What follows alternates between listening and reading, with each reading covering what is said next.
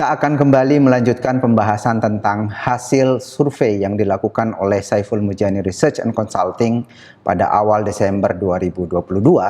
Dan kali ini yang akan kita bahas adalah mengapa partai parlemen merosot atau mengapa sebagian besar partai yang ada di parlemen sekarang mendapatkan suara yang lebih kecil dari hasil pemilu 2019. Dan kembali bersama kita yang akan membahas hasil survei ini adalah Direktur Riset SMRC Denny Irvani.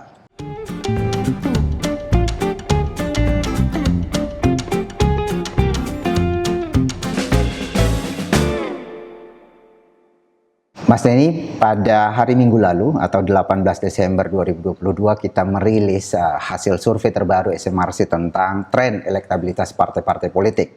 Saat itu kita temukan bahwa sebagian besar partai mendapatkan suara di bawah perolehan mereka pada 2019. Nah, ini memicu perdebatan atau memicu perhatian publik ya. Setidaknya banyak yang bertanya mengapa itu terjadi. Bahkan di temuan survei kita terakhir ada 3 partai ya yang berada di bawah 4% atau berada di bawah ambang batas parlemen. Nah, ini memicu pertanyaan publik. Ada banyak komentar yang masuk, ada banyak pertanyaan kenapa itu terjadi. Nah, kita ingin membahas itu Mas Denny kali ini. Silahkan langsung saja Mas Denny. Baik, terima kasih Mas Saidiman. Ya, kita lanjutkan diskusi kita tentang temuan survei SMRC tentang elektabilitas partai politik. Dan juga sebelumnya kita rilis juga elektabilitas calon-calon presiden ya. Dan kali ini kira-kira kita mendalami mengapa elektabilitas partai-partai, sejumlah partai itu misalnya masih di bawah perolehan hasil pemilu 2019 dan bagaimana pula hubungan ya antara pilihan terhadap partai politik dengan pilihan kepada calon presiden, dan kita juga akan lebih jauh lagi nanti melihat hubungan dengan faktor yang lain gitu ya. Nah, saya kira metodologi sudah pernah saya sampaikan ya. Sampel ini survei ini dilakukan dengan memilih sampel secara acak dari populasi pemilih nasional dengan sampel sebanyak 1029 responden, dan ada margin of error di survei Desember terakhir kita lakukan plus minus 3,1% diperkirakan pada tingkat kepercayaan 95%, asumsi simple random sampling, dan semua responden diwawancara secara tatap muka. Dan dalam diskusi kali ini kita bukan hanya membahas survei terakhir, tapi kita melihat kecenderungan ya, tren dari temuan-temuan survei yang terkait dengan ini. Baik, yang pertama mari kita tinjau kembali bagaimana tren pilihan partai dalam survei ke survei ya, dari survei ke survei. Kita fokus pada 3 partai, yaitu Nasdem, P3 dan PAN ya. Kenapa? Karena partai yang ada di parlemen ini elektabilitasnya cukup jauh ya, masih di bawah hasil perolehan pemilu. Jadi pemilu 2019 Nasdem dapat 9,1%, kemudian di survei terakhir pada Desember 2022 mendapat 3,2%. Jadi turun sekitar hampir 6% begitu untuk Nasdem. Walaupun tentu saja kalau kita perhatikan ada fluktuasi ya dari survei ke survei. Pernah Nasdem malah di bawah 3,2% yaitu pada Oktober 2020.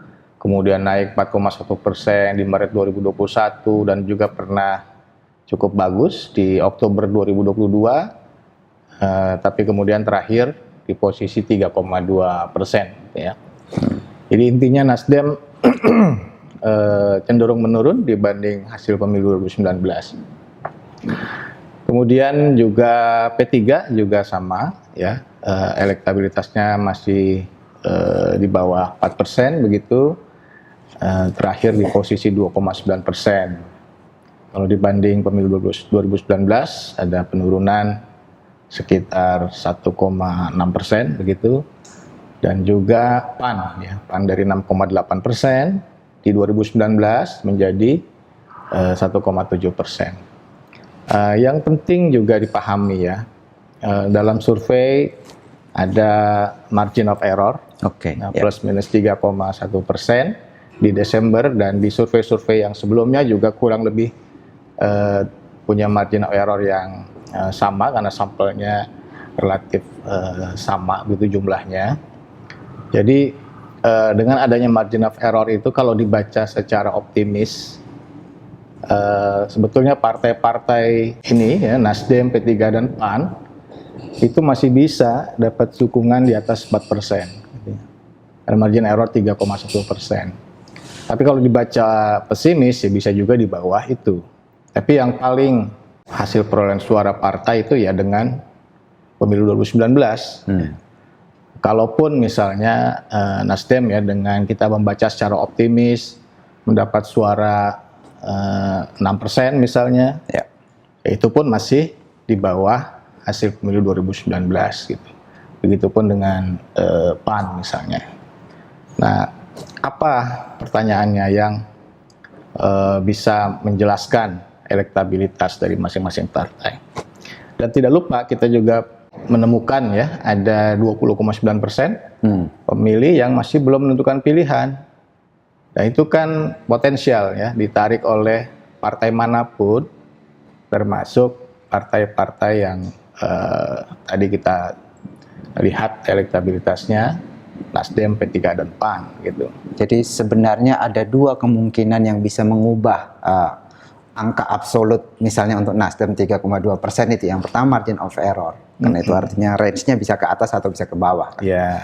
Yang kedua adalah mereka yang belum menentukan pilihan ini. Nah, jadi suara partai itu tidak statis gitu ya, akan selalu dinamis, dan sebagaimana saya sampaikan dalam setiap kita rilis, kecenderungan pemilih kita itu baru mulai solidkan dukungannya begitu masuk kampanye resmi. Itu baru undecided voters itu turun hingga di survei menjelang pemilu 1 minggu atau 2 minggu itu hanya mungkin tinggal 7% saja, dan itu sudah mulai ditarik oleh partai-partai yang ada. Nasdem waktu itu punya pengalaman yang bagus ya, di masa kampanye resmi naik itu dideteksi oleh kita ketika survei gitu. Begitu juga PAN gitu ya. Nah memang kalau P3 waktu itu ya pengalaman kita tidak banyak ada perubahan dibanding sebelum kampanye resmi saat itu ya. Nah, apakah itu akan terulang kembali dalam pemilu 2024 ini? Ya, saya kira itu sangat bergantung pada masing-masing partai dalam bersosialisasi ya. Saya ingin kita masuk ya lebih jauh. Apa yang menjelaskan elektabilitas partai-partai saat ini? Kita akan fokus pada 3 partai, Nasdem, PAN, dan P3, yang sejauh ini suaranya masih di bawah hasil pemilu ya. Yang pertama kita akan membahas tentang efek dari ekor jas atau kotel efek calon presiden. Dalam teori perilaku pemilih kan kita tahu bahwa partai yang mendukung calon presiden tertentu itu akan dapat limpahan suara dari pemilih presiden yang didukung, kan gitu. Kemudian yang kedua juga kita akan bahas nanti efek dari kinerja presiden atau pemerintah ya, terhadap partai pengusungnya. Yang pertama kita lihat bagaimana tren pilihan presiden. Untuk nanti kita bahas juga kotel efek ya. Ini juga sudah kita rilis ya, elektabilitas calon-calon presiden. Ada 3 nama yang paling signifikan dukungannya, yaitu Ganjar, Anies, dan Prabowo. Dalam simulasi pilihan tertutup 3 nama, Ganjar di posisi pertama 33,7% di survei terakhir. Lalu Anies 28,1% dan 26% Prabowo Subianto. Nah, di sini ada dinamika ya. Anies dan Ganjar mengalami kenaikan suaranya, sementara Prabowo cenderung menurun. Kalau kita amati ya, kenaikan yang terjadi pada Anies itu kalau kita batasi ya, sebelum deklarasi pada Oktober, sebelum Anies dideklarasikan yaitu pada survei Agustus, Deklarasi Nasdem ya. deklarasi oleh Nasdem, Oleh Nasdem ya. oleh Partai Nasdem terhadap Anies sebagai calon presiden pada Agustus 2022, sebelum dideklarasikan ya, Anies baru mendapat 21,9%, lalu setelah dideklarasikan perlahan naik hingga di survei terakhir ke 28,1% ya. Jadi naiknya sekitar 6,2% gitu, naik yang signifikan lah. Nah, sementara tadi kan kita lihat partai yang mendeklarasikannya atau Nasdem ya. Itu dari Agustus ke Desember itu tidak mengalami perkembangan yang berarti gitu. Dari 3,5% menjadi 3,2%. Tapi sempat naik dikit, Mas. Sempat naik di Oktober ya, ketika dideklarasikan, ketika bulan dideklarasikan ke 5,4. Lalu setelah itu kenaikan itu tidak berlanjut gitu. Tidak ada kenaikan yang konsisten. Makanya kita sudah pernah gitu ya membahas ini, belum ada dampak yang signifikan ya, deklarasi Nasdem kepada Anies. Nah, sementara Aniesnya sendiri ketika setelah dideklarasikan dan kemudian bersosialisasi ya, itu kelihatan ada efek positifnya. Nah, mengapa ini bisa terjadi? Mungkin itu pertanyaan yang cukup banyak ya ditanyakan oleh publik ya. Nah, mari kita lihat hubungan pilihan partai dengan pilihan presiden. Yaitu secara khusus bagaimana pemilih calon presiden itu memilih partai. Ya. Ini ada grafik tren elektabilitas Nasdem menurut pemilih calon presiden. Jadi ada tiga pemilih calon presiden yang paling besar yang kita lihat, yaitu pemilih Anies, pemilih Ganjar, dan pemilih Prabowo. Ya. Nah, elektabilitas Nasdem dari Mei 2021 sampai Desember 2022 itu kalau kita amati ada perubahan pola. Ya. Jadi sampai dengan Agustus itu dukungan dari ketiga masa pemilih capres itu hampir tidak jauh berbeda lah gitu ya kira-kira. Tapi setelah Agustus ya mulai Agustus ya, Oktober, November dan Desember terlihat bahwa Nasdem mulai menarik lebih banyak masa pemilih Anies. Jadi pemilih Anies yang mendukung Nasdem semakin besar, tapi juga ada kecenderungan masa pemilih capres yang lain yaitu Prabowo dan Ganjar itu cenderung menurun ya. Misalnya kalau kita lihat dari Mei ke Desember ya, pemilih Anies yang memilih Nasdem itu naik dari 4,4% ke 8% gitu ya. Sementara pemilih Prabowo yang warna biru itu dari 4% ke 2% turun.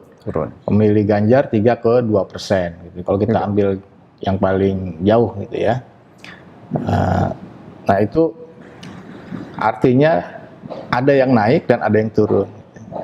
Pemilih Anies naik yang mendukung Nasdem, sementara pemilih Ganjar dan pemilih Prabowo cenderung menurun lah, kurang lebih begitu. Sehingga walaupun ada kenaikan pada pemilih Anies, tapi hasil akhirnya jadi impas karena pemilih Ganjar dan Prabowo tidak ikut naik gitu, tidak ikut naik, malah cenderung menurun. Ini yang menjelaskan mengapa sebelum dan setelah mendeklarasikan Anies misalnya itu elektabilitas Nasdem ya itu tidak mengalami perubahan yang berarti. Iya, ini artinya setelah deklarasi Nasdem mendapatkan suara dari pemilih Anies 8-11% ya. Persis. Tapi ini 11 atau 8% dari 28% yang memilih Anies. Dari pemilih Anies yang 28%. Ya. Ini tidak terlalu besar ya, tidak sangat dominan. Ya dominan itu ya kan sampai 100% atau lebih dari 50% lah begitu ya. Yang ditarik baru 8-11%. Nanti kita akan bandingkan dengan partai lain. Ya. Lanjut kita ke partai lain yaitu P3 ya. P3 di sini dari Mei 2021 sampai Desember 2022 dukungan pemilih 3 capres kepada P3 tidak terlalu banyak perubahan. Walaupun ada lah indikasi ya sedikit penguatan dukungan dari masa pemilih Ganjar yang warna merah ya. Ya. Dulu hanya 1% di Mei 2021, sekarang 3%. Tapi kan perubahannya tidak terlalu besar lah gitu ya. Tidak banyak berubah saya kira. Kemudian PAN itu juga tidak ada perubahan yang konsisten begitu seperti yang dialami oleh Nasdem ya, yang sekarang sudah lebih banyak pemilih Anies misalnya. Kalau ini dia berfluktuasi saja antara ketiga pemilih capres tersebut kepada PAN gitu ya. Ya ini saya kira wajar juga karena PAN dan P3 kan belum mendeklarasikan capres seperti Nasdem. Belum resmi ya. Walaupun ada kecenderungan dikit ya, misalnya tadi di P3 yang suara Ganjar itu sedikit naik, Ya. sementara yang PAN sekarang yang mendukung Anies sedikit turun ini. Iya, dari 4 ke 2% misalnya kalau kita baca secara absolut begitu ya. Tapi memang belum belum sangat menonjol perubahan-perubahan itu, kadang naik, kadang turun gitu ya.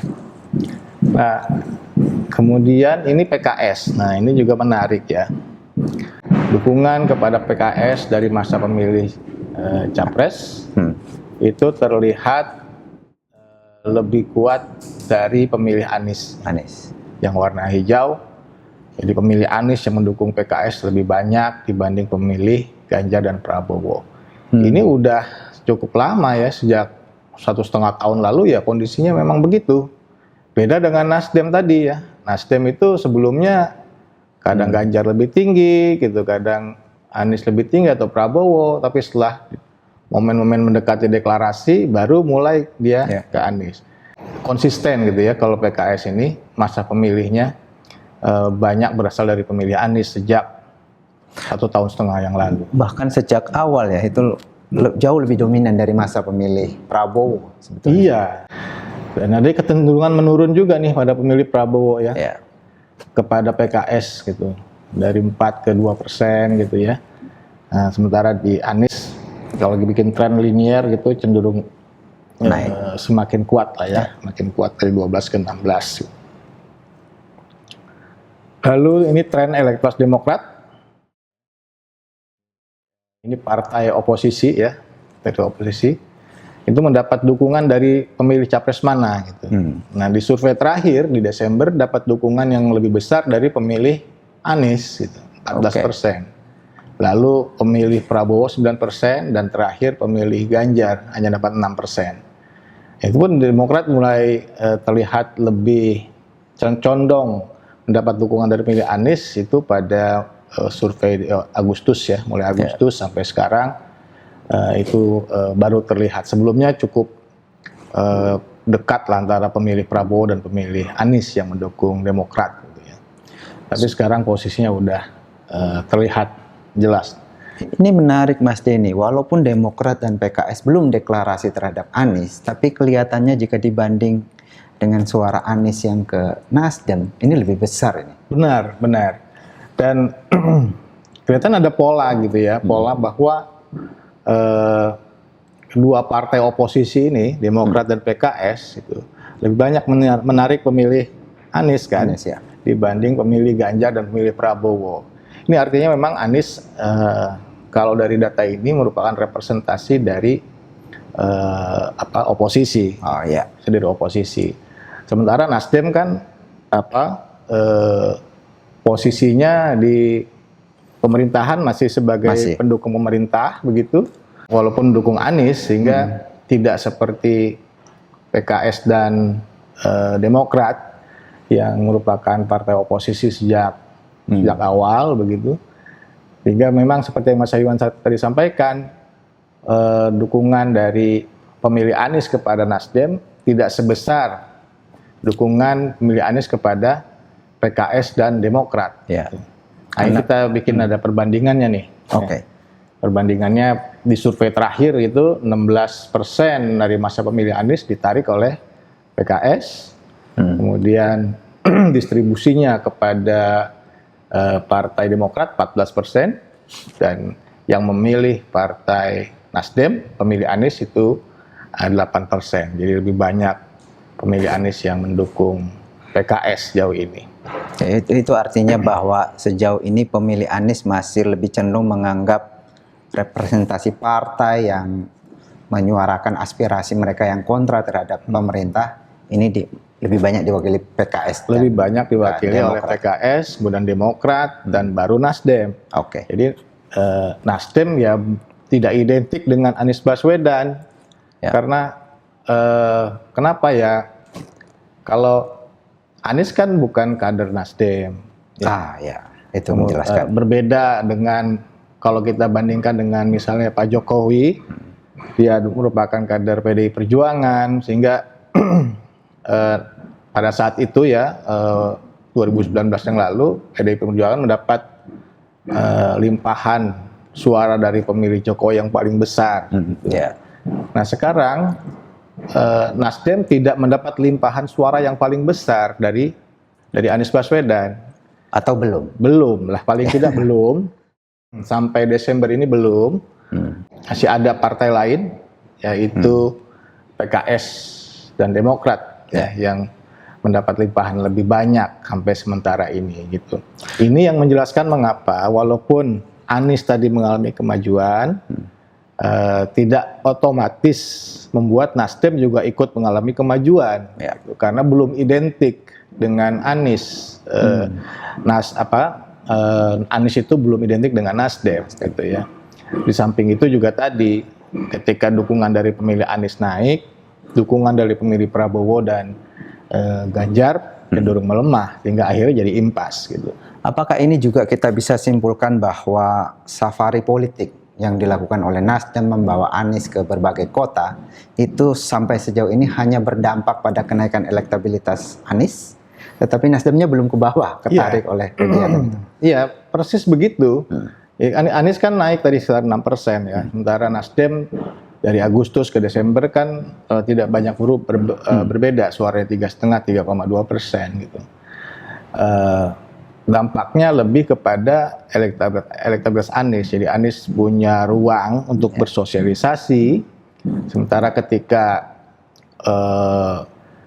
Nasdem itu tidak identik dengan Anies, gitu, ya otomatis Nasdem tidak langsung mendapat limpahan dari suara Anies. Walaupun ada ya kenaikan dari masa pemilih Anies itu ada gitu, tapi pada saat yang sama gitu ada penurunan dari masa pemilih Ganjar dan pemilih Prabowo, dan kenaikan pada pemilih Anies pun pada Nasdem tidak sangat besar, hanya dapat 8% pada Desember gitu ya. Oke, selanjutnya kita ingin lihat hubungannya dengan kinerja pemerintah. Ini kan faktor yang sering atau diyakini bisa menjelaskan elektabilitas partai. Jadi ada 74,2% warga yang menyatakan sangat atau cukup puas dengan kinerja Presiden Jokowi sebagai presiden. Jadi masih tinggi ya. Yang tidak puas ada 23,9%, dan yang tidak punya sikap ada 2%. Dan tingkat kepuasan ini relatif stabil ya dalam beberapa kali survei sejak April 2019, itu 71 ke 74, ya pernah 77, pernah juga turun, defluktuasi di sana, tapi tidak pernah di bawah 60% kita melakukan survei, cukup stabil dan masih tinggi. Ini adalah modal gitu ya, modal yang penting bagi partai-partai yang mengusung pemerintah gitu, yang mendukung pemerintahan gitu ya. Nah, sejauh mana partai-partai pendukung pemerintah menarik masa pemilih yang puas dengan pemerintahan Jokowi, itu akan menentukan, gitu, akan menentukan elektabilitas dari masing-masing partai. Kita lihat bagaimana distribusi ya elektabilitas partai menurut tingkat kepuasan pada kerja pemerintah. Pertama kita perhatikan Nasdem ini ya. Nasdem dalam survei terakhir di Desember 2022 mendapat dukungan 5% dari masa pemilih yang tidak puas dengan kinerja Presiden Jokowi. Sementara dukungan dari masa pemilih yang puas dengan kerja Presiden Jokowi ada 2%. Jadi lebih banyak mendapat limpahan atau dukungan dari yang tidak puas. Ya. Dan ini sudah kita deteksi 3 kali survei ya, sejak Oktober 2022 sampai Desember. Oktober, November, dan Desember itu konsisten Nasdem cenderung lebih didukung oleh masa pemilih yang tidak puas. Padahal sebelumnya, sebelum Oktober, itu ada kecenderungan ya hampir selalu konsisten lah gitu. Ya. Pemilih Nasdem itu cenderung yang puas dengan kinerja Presiden Jokowi. 3:1, 4:3, 4:2, walaupun tidak terlalu besar gitu perbedaan, tapi kan konsisten gitu. Ya. Lalu mulai ada perubahan tuh, mulai Oktober sampai Desember. Lagi-lagi setelah deklarasi. Setelah deklarasi, kemudian masuk masa-masa sosialisasi bersama Anies Baswedan, itu mulai ada perubahan. Loh, berarti yang tidak puas sekarang yang mendukung Nasdem, masuk ke Nasdem, yang puas dengan memilih Jokowi mulai banyak yang keluar. Kira-kira jadi tinggal 2% gitu kan, yang mendukung Nasdem. Ini udah ada perubahan komposisi pemilih Nasdem. Ada perubahan wajah pemilih Nasdem lah kira-kira. Tetapi walaupun misalnya secara absolut terlihat bahwa 5% dari yang tidak puas, 2% dari yang puas, tetapi kan yang tidak puas ini hanya sekitar 23% lebih ya, betul. Sementara yang puas 74%. Jadi proporsinya lebih banyak. Ya, jadi kalau mendapat 5% dari yang tidak puas itu terlalu sedikit. Terlalu sedikit gitu. ya, betul. Karena yang basisnya itu tadi 23% saja, beda dengan masa pemilih yang puas. Itu 74% gitu ya.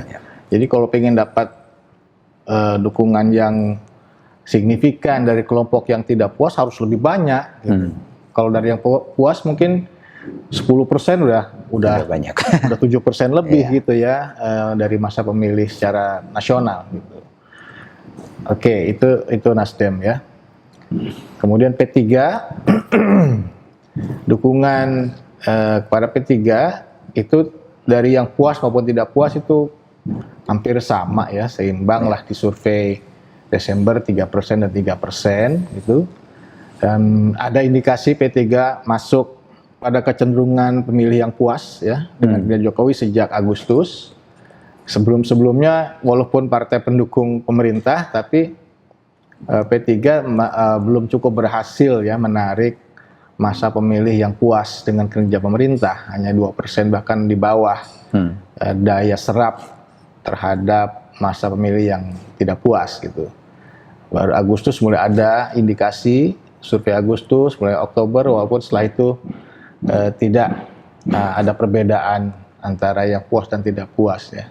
Kita juga ingat P3 memang mengalami konflik internal kepemimpinan pada September tahun ini. Dan mungkin itu juga punya dampak ya terhadap karakteristik pemilih P3 sekarang.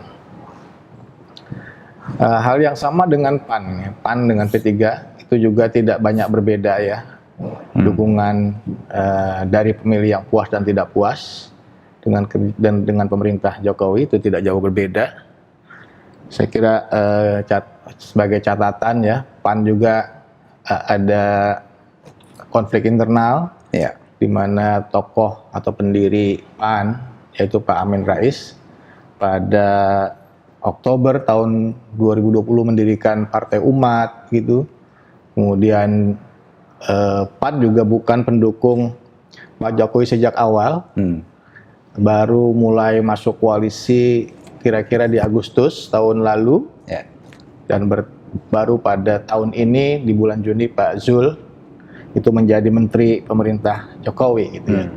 Jadi wajar kalau sebelumnya gitu ya PAN lebih banyak menyerap aspirasi dari pemilih-pemilih yang tidak puas dibanding Jokowi, lalu baru masuk pada survei di Oktober lah mulai ada perbedaan sedikit gitu ya, dari yang puas sedikit lebih banyak walaupun tidak signifikan gitu ya, antara yang puas dengan tidak puas. Jadi bisa disimpulkan bahwa baik PAN maupun P3 ini belum terlalu bisa mengidentifikasi diri ya dekat dengan pemerintahan Pak Jokowi. Betul, masih minimal gitu yang bisa ditarik oleh dua partai ini dari masa pemilih yang sangat besar sebenarnya. Ada 74% di sana masyarakat yang merasa puas, tapi itu belum gitu ya, belum secara maksimal bisa ditarik oleh PAN dan P3. Ini juga yang menjelaskan mengapa walaupun gitu ya, walaupun masuk sebagai partai pendukung pemerintah, tapi belum karena belum berhasil menarik dari masa pemilih yang puas, itu membuat dukungan pada PAN dan P3 juga belum naik secara signifikan. Nah ini yang berbeda dengan PAN, Nasdem dan P3, yaitu PDI Perjuangan. Kelihatan kalau PDI Perjuangan itu konsisten dari awal, itu mendapat limpahan suara dari mereka yang puas dengan kinerja Jokowi lebih besar gitu ya dibanding dari yang tidak puas gitu. Tapi kan menarik juga, yang nggak puas juga ternyata ada juga ya. Ada juga yang milih PDI Perjuangan. Walaupun tidak sebesar dari yang puas gitu. Jadi yang tidak puas itu diperbutkan oleh banyak partai rupanya, termasuk PDI Perjuangan sendiri gitu, yang merupakan partai pendukung utama dari Pak Jokowi gitu. Tapi ini kelihatan ada konsistensi ya, beda dengan Nasdem ya. Nasdem itu di awal-awal lebih banyak mendapat dari yang puas, sementara setelah itu berubah gitu ya. Kalau PDIP selamanya begitu ya? Selamanya. Begitupun Demokrat selamanya juga dapat menyerap aspirasi dari yang tidak puas gitu. Ini karakteristik partai yang oposisi kan begini, jadi wajar gitu. Dia berbanding terbalik gitu dengan PDI Perjuangan gitu. Kalau ia menyerap lebih banyak yang puas lah, aneh malah ya? Malah aneh. Kalau Demokrat dapat puas memilih Jokowi kan aneh. Kalau ini dapat dukungan dari yang tidak puas secara konsisten, dan itu juga lebih banyak kan dibanding dari yang pemilih tidak puas kepada Nasdem gitu. Jadi memang ya oposisi itu sementara ya Demokrat, kemudian ya ini juga PKS gitu. PKS juga konsisten menyerap dukungan dari pemilih yang tidak puas dengan Jokowi. Nasdem belum gitu. Nasdem sejauh ini tidak begitu kuat juga gitu ya. Tadi dukungan dari pemilih yang puas maupun tidak puas itu tidak terlalu besar gitu ya. Hanya 5% dari yang tidak puas dan 2% dari yang puas gitu. Oke, ini mungkin yang menjelaskan gitu kira-kira mengapa misalnya Nasdem ya tadi pada saat capres yang diusung yaitu Anies mengalami kenaikan, tidak otomatis membuat Nasdem mengalami kenaikan suara, dan juga partai P3 dan PAN yang belum mendapat dukungan yang signifikan sampai Desember ya. Oke, Mas Denny, menarik sekali penjelasan dari Mas Denny. Ada beberapa yang saya catat. Yang pertama adalah bahwa memang kita temukan ya di dalam survei terakhir SMRC, partai-partai seperti Nasdem, P3 dan PAN itu mendapatkan suara di bawah 4%, tetapi perlu dicatat di sini bahwa masih ada 20,9% warga yang belum menentukan pilihan. Jika yang belum menentukan pilihan ini terdistribusi secara proporsional kepada setiap partai, maka dukungan kepada Nasdem bisa menjadi 4,1%, P3 bisa mencapai 3,6%, dan PAN 2,1%. Kemudian juga perlu dicatat di sini bahwa ada margin of error dari survei kita 3,1%. Margin of error ini jika dibaca secara optimistis, dibaca ke atas, maka ketiga partai tadi sebetulnya bisa mendapatkan suara 4% lebih. Itu kalau dibaca secara optimistis, tetapi juga bisa dibaca secara pesimistis, yang berarti bahwa suaranya bisa lebih kecil dari yang sekarang.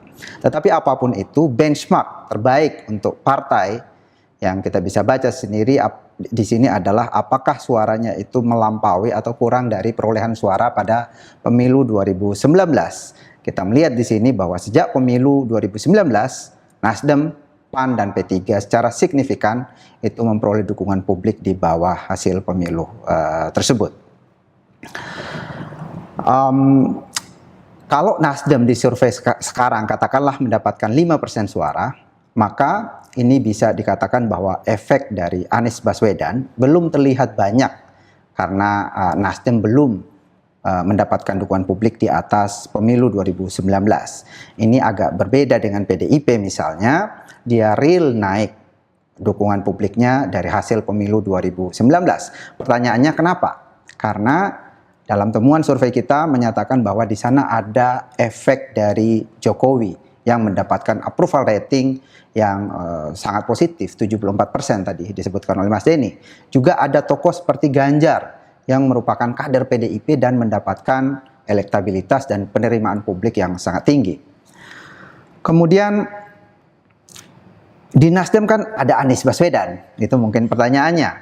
Tetapi tadi disebutkan oleh Mas Denny, Anies bukanlah pengurus atau kader Nasdem, dia adalah pendatang baru, sehingga asosiasi atau kedekatan Anies dengan Nasdem ini belum terbentuk secara kental. Itu yang menjelaskan kenapa elektabilitas Anies sekarang ini cenderung mengalami kenaikan pasca deklarasi dan ketika dibawa ke berbagai kota, tetapi pada saat yang sama Nasdem belum mengalami perubahan yang signifikan.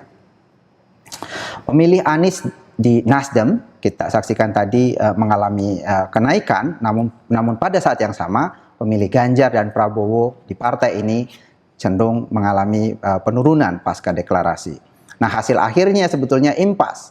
Ada kenaikan dari masa pendukung Anies ke Nasdem, tetapi ini tidak lebih besar dari penurunan dari masa pemilih Ganjar dan Prabowo di partai ini. Maka sebelum dan sesudah deklarasi kita melihat tadi hasilnya tidak terlalu banyak berbeda. Ada yang keluar, tetapi ada juga yang masuk. Ya, impas lah begitu ya kalau kita bandingkan data sebelum deklarasi dan data sekarang.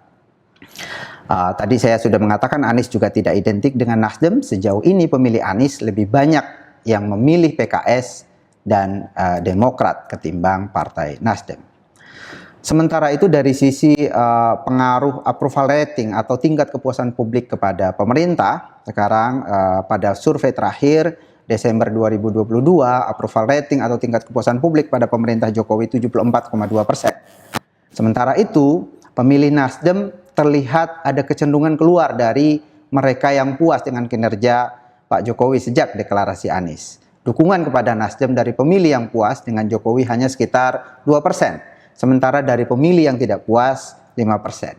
Nah, pemilih yang tidak puas dengan Jokowi ini diperebutkan oleh banyak partai. Nasdem bukan satu-satunya partai yang memperebutkan suara itu. Di sana ada partai lain, terutama Demokrat dan PKS. Jadi kita bisa simpulkan bahwa saat ini Nasdem pada posisi yang sebetulnya agak tanggung ya. Tidak oposisi tapi juga tidak mendukung penuh aspirasi Jokowi yang masih disukai oleh pemilih. Kesimpulan selanjutnya adalah mayoritas pemilih merasa puas dengan kinerja pemerintah. Ini modal yang penting bagi partai-partai pendukung pemerintah. Namun kita saksikan di sini ada partai pendukung pemerintah yaitu PAN dan P3 yang belum secara efektif berhasil menarik dukungan dari massa pemilih yang merasa puas dengan kinerja Jokowi. Ini yang menjelaskan mengapa dukungan pada partai ini, pada kedua partai tersebut sejauh ini masih belum cukup baik atau masih rendah. Masih ada 20,9% pemilih yang belum menentukan pilihan partai mana yang akan mereka pilih. Karena itu setiap partai sebetulnya masih punya peluang untuk menaikkan dukungan hingga pemilu diadakan pada Februari 2024 nanti. Saya kira demikian Mas Denny diskusi kita kali ini. Terima kasih banyak.